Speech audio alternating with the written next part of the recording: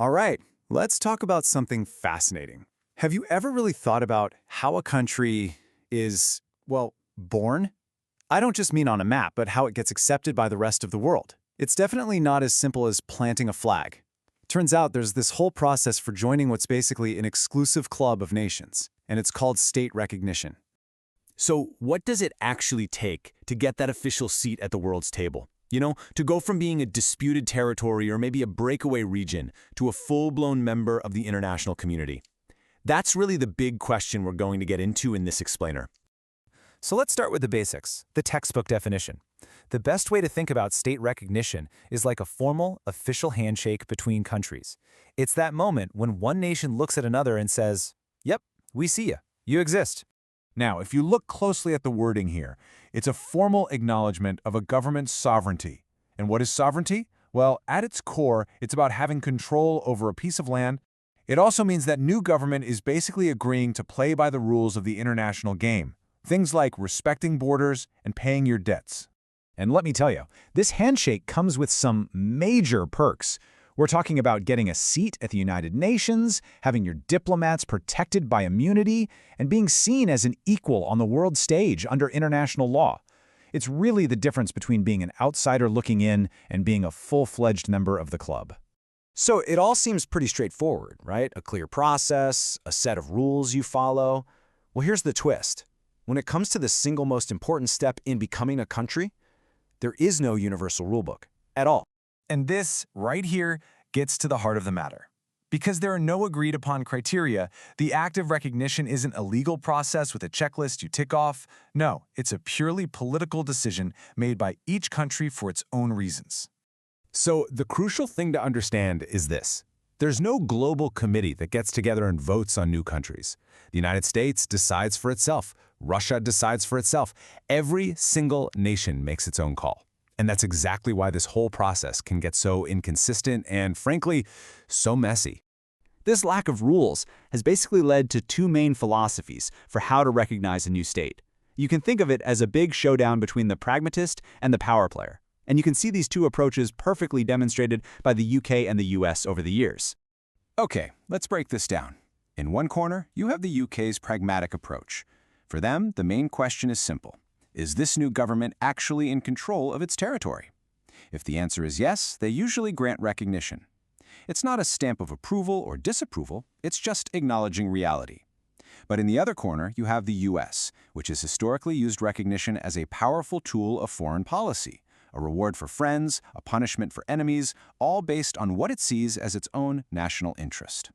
And you can see this US strategy play out so clearly right here. The State of Israel, recognized by the US almost immediately in 1948, a huge political statement. Meanwhile, the People's Republic of China, which came to power in 1949, had to wait 3 decades, all the way until 1979, for American recognition. Two very different outcomes, both driven entirely by the strategic politics of the time. So what happens when the stakes are at their absolute highest? Things get incredibly complicated when a new state is trying to be born in the middle of a war. Can this political act of recognition actually be used as a weapon to stop the fighting? Or is it really just a whisper in the wind? There is probably no better case study for this than the violent, tragic breakup of Yugoslavia in the early 1990s. This is where those two competing ideas about recognition, the pragmatic versus the political, collided with absolutely devastating consequences. So in 1991, as war was raging in Croatia, a huge debate broke out across Europe. Germany was arguing really forcefully to recognize Croatia. They believed it would send a powerful message to Serbia to back off. But Britain was pushing back, saying, "Hold on, this is premature." And, more importantly, they ask, without a commitment of military force to back it up, why on earth would Serbia even care about this message? Well, Germany won the argument. Europe went ahead and recognized Croatia. So, the billion-dollar question is, did it work? Did this big political statement actually stop the war? The answer, according to the historical record, is a pretty resounding no.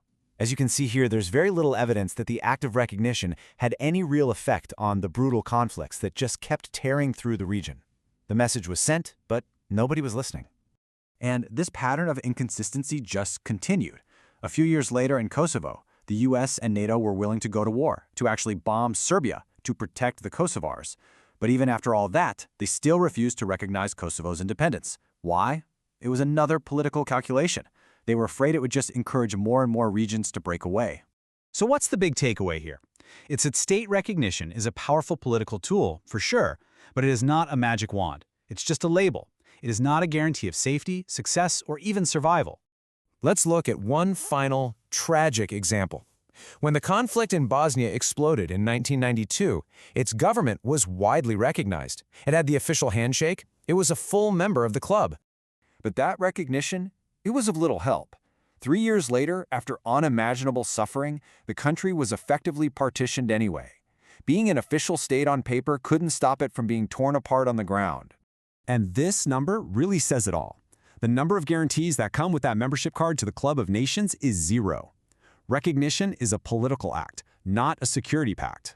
Which leaves us with one last, pretty provocative question. If the world's official stamp of approval is really just a political choice, something that can be given or taken away based on strategic interests, then what is it that truly makes a nation legitimate?